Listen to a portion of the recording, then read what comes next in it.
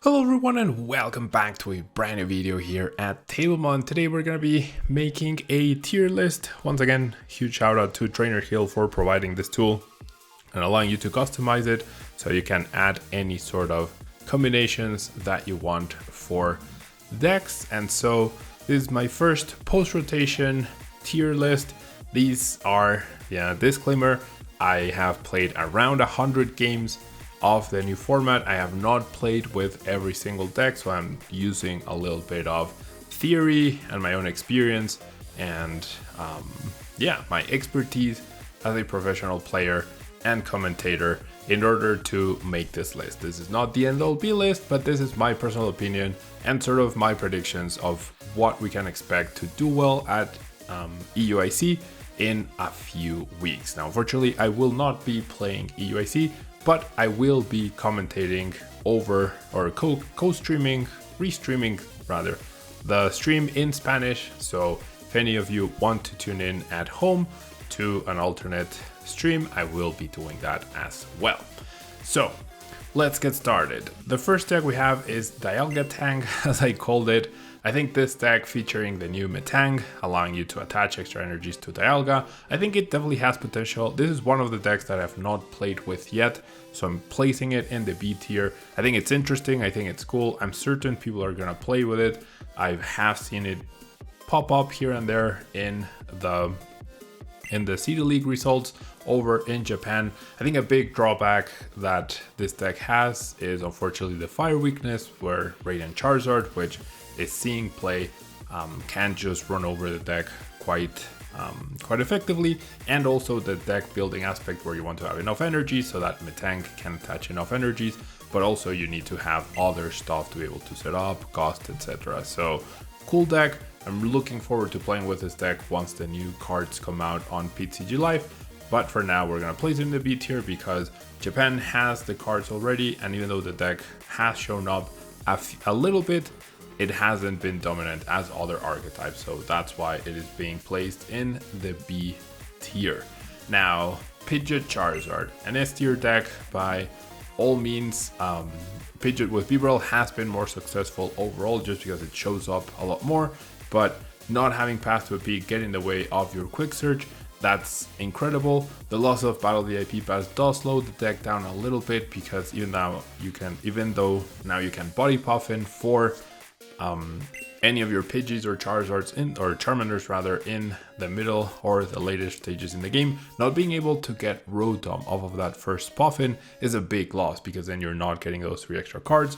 And then if you Arven for just a Nest Ball, that's one less Pokemon you're getting. So it does lose a little bit of power, but it's still a fantastically powerful deck, and Pidgeot is just amazing. So Pidgeysard, still a top tier deck.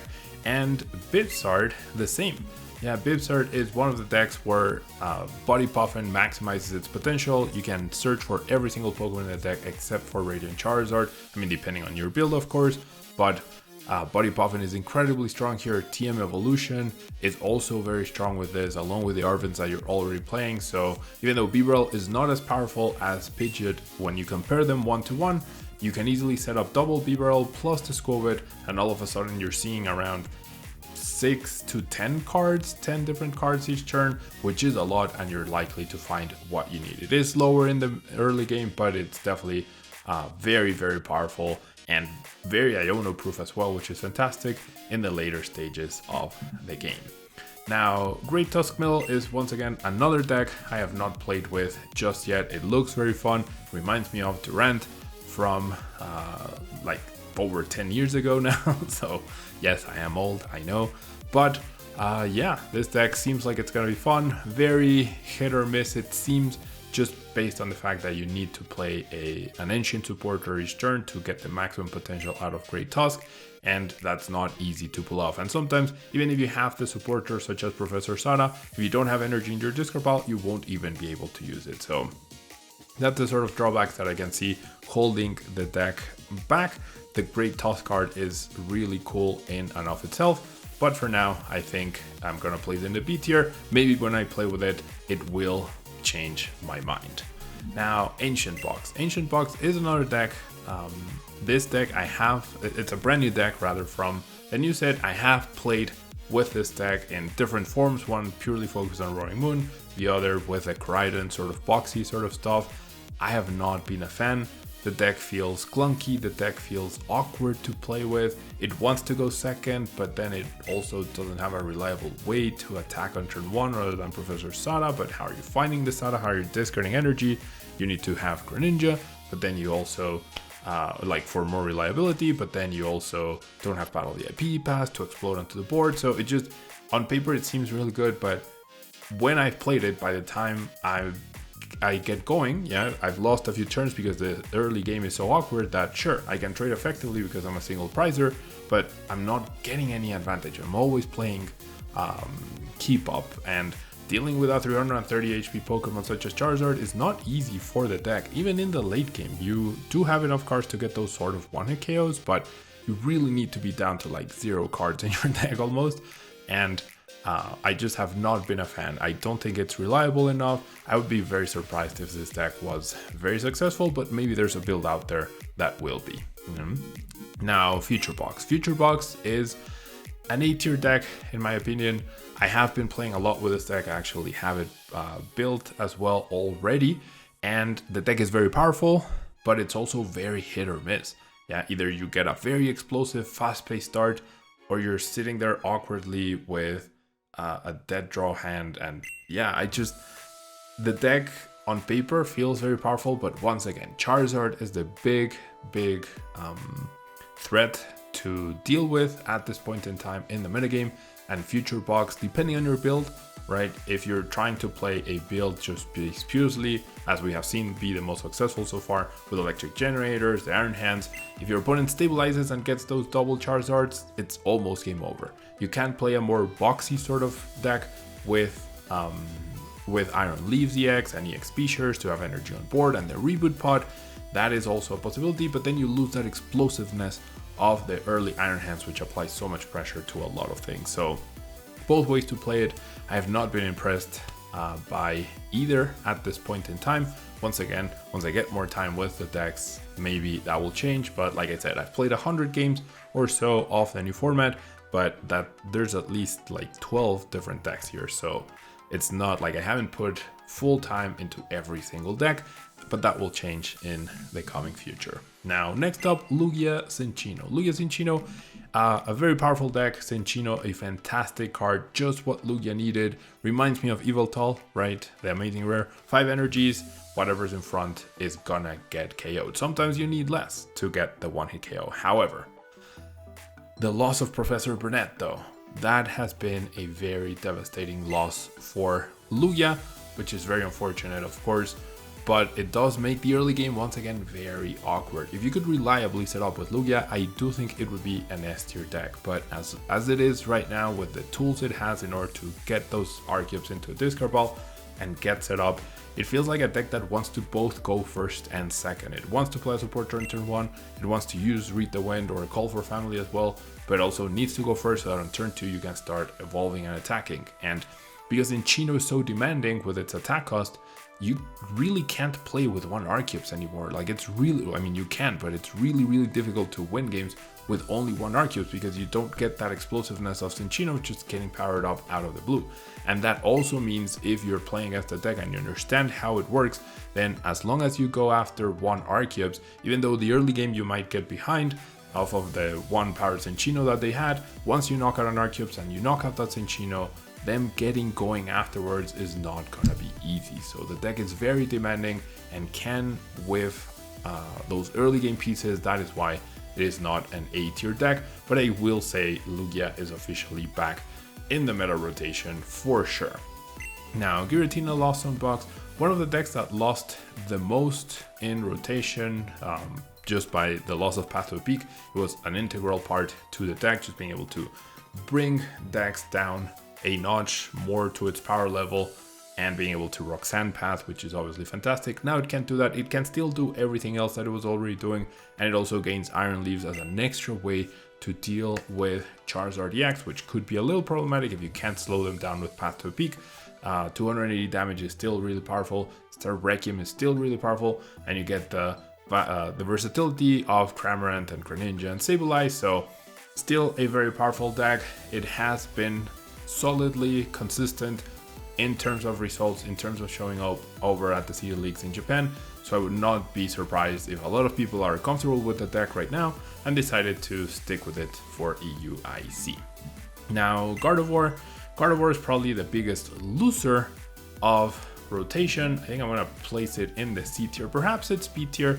Definitely not convinced. I've played a few games with it, and Drifloon is no Shining Arcana. Screamtail is powerful, but the deck being so weak to Lost Vacuum, like at any point, if Gardevoir ended up being very good, people just start playing 1 or 2 Lost Vacuums in their decks and the deck immediately falls apart. The benefit of Drifloon and Screamtail is that they can possibly trade 2 for 1, right? Especially Drifloon can get those big numbers, trade 2 for 1 prizes, and then like that's what you dream of, right? But if your opponent goes Lost Vacuum, they knock out the Drifloon during their turn, and then they attack something else and also get a knockout, then you trade it 2 for 2 anyway, so the advantage goes away. Finding the tools is not easy.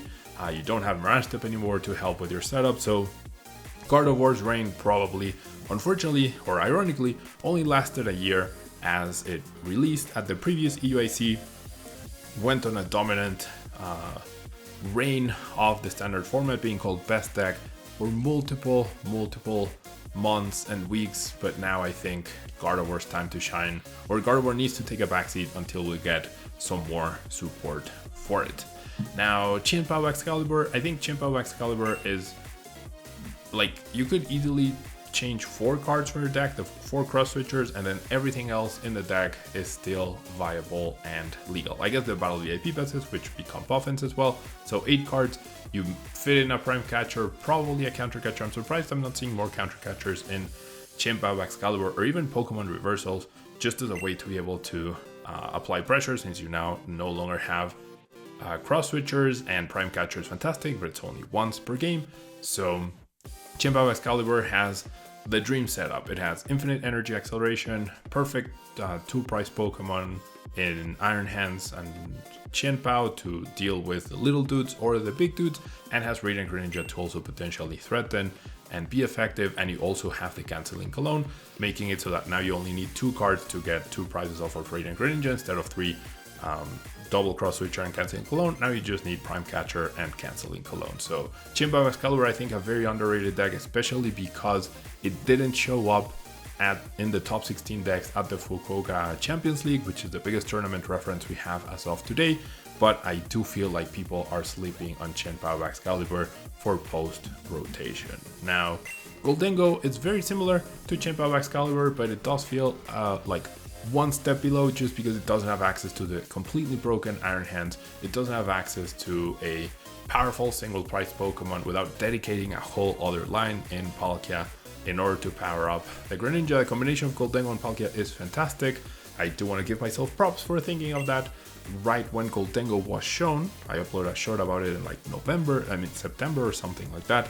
But anyways, that's besides the point. Gholdengo, still viable, still fun, still powerful, just not quite on the level of the decks above it. Now, Lost Zone Box. Lost Zone Box is a deck that loses Escape Rope, has Switch, and gains Emergency Board. One of the best things that Lost Box had before the previous rotation was Herballoon and Scoop Up Net. Now it has the equivalent to Herballoon, giving Comfey's free retreat, having that free pivot, which is usually a headache that you need to deal with in some of the games where you don't know if you can promote the Comfey to Flower Select, but then you have to figure out how to retreat it. Now, if you find the emergency board, you can have a free retreating Comfey every single turn, which is fantastic. Adding to your Lost Zone, getting you an extra card, and just having a free retreat pivot is good in any deck. We are seeing this deck be very, very successful in tandem with Iron Hands and Roaring Moon included in the deck, along with Raikou or other different attackers. So Lost Zone Box, I think, will be a tier S deck. I have not played with the post-rotation Lost Zone Box deck variant myself, but the results speak for themselves, and this deck continually dominates and shows up at the City Leagues doing really, really well. So I do expect this deck to be popular and powerful in this upcoming format, and it's also a familiar thing for many players, so that makes it a big threat for EUIC. Now, Snorlax style has also been on everyone's mind. The new supporter Eri, or Erie, I'm not sure how it's pronounced, is a very big part of the deck. It's a brand new inclusion and it allows you to either attack your opponent's item cards in their hand or use Misfortune Sisters and attack their item cards in their deck. So Snorlax style, a fantastic deck. Gets more powerful in post rotation, and I do think that if the deck keeps getting more powerful and more popular, some decks might even start playing a 1/1 line of Gengar to have a free switching available every single turn, right? So not quite sure we're at that stage yet, but I would not be surprised if some decks started playing the Gengar. Very powerful deck, has really good matchups against any version of Charizard, has a really good matchup against Future Box, does struggle against potentially Lost Box, Giratina, and Lugia, so those keep it in check, but with Charizard being the #1 enemy once again in the format, I do think Snorlax is a very powerful choice. And then we have the Arceus variants. The Arceus variants have been doing continually well over in Japan. Arceus Giratina more so. Arceus Vulpix did spike that tournament at Fukuoka, getting second place. I feel like Vulpix is a card that if you're not aware of or you don't prepare for, then it becomes very strong. But once it shows up and people are aware of it, then it becomes much weaker because the surprise factor is gone. Of course, both decks can continually judge and Iono to disrupt. There's no more judge paths, so you would expect them to be a little weaker. I've never been a big fan of the Arceus variant since rotation myself, but the results also speak for themselves. I feel like Arceus Vulpix, based on the Seed League results after the Fukuoka Champions League, has not been seen pretty much at all, so I'm sticking at the C tier. And Arceus Giratina does show up, does do well here and there, just like the other decks in that tier, and therefore it's a powerful deck, but the loss of path means it's way less disruptive, and its damage output. It can't directly search for whatever ace pick it's playing, so that can be an issue for the deck. But these are my thoughts, once again, my own personal opinion on the upcoming EUIC metagame format. This is preemptive. I have played 100 games of the new format. I will be playing a lot more once the set comes out next Thursday. Unfortunately, I'm traveling to Vancouver, so regular content for the new set and rotation will probably start on Monday after Vancouver, but I'm really excited. I have a lot of things planned. Hopefully you guys will enjoy, and I do plan to finally get back into live streaming at least twice a week, and that's where we'll get to see a lot of matches be played, and hopefully you'll enjoy. I'll be live streaming both on YouTube and Twitch at the same time, so you can watch in whichever platform you prefer. Thanks so much for the support, thank you very much for tuning in, and I'll see you in the next video. Bye-bye! If you want to support the channel, you can use code tablemon to get 5% off at Potent Store for your online codes, 10% off for your sealed product at Flipside Gaming, and 10% off on your aluminum accessories at TC Evolutions. Or if you're looking to buy singles or sleeves, you can fill up your cart and close the tab, then click on the affiliate link in the description and check out. That way you can support the channel over at TCG Player, Card Market, and Dragon Shield. ¿Eres de México y necesitas cartas de Pokémon? Busca Hyperbeam Cards en Facebook e Instagram. Y si estás en Tijuana, búscalos en el local C27 en el Centro Comercial Otay.